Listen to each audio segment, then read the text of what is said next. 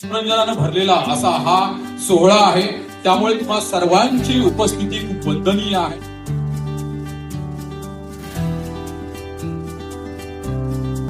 सतीश सरांसाठी काय बोलू मी, कारण मी पण एकांकिका स्पर्धामधूनच उभा राहिलोय आणि तुम्ही एका स्पर्धेला परीक्षक म्हणून होतात आणि मला उत्तेजनार्थ मिळालं होतं एका एकांकिका स्पर्धेत आणि तुमच्या हस्ते मला मिळालं होतं.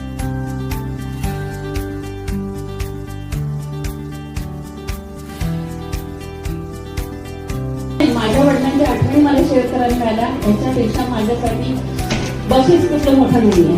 आभार म्हणाले नर्स आभारही सांभाळा आणि जिंकून जायचं इथून, सगळ्यांना हरवायचं आपण.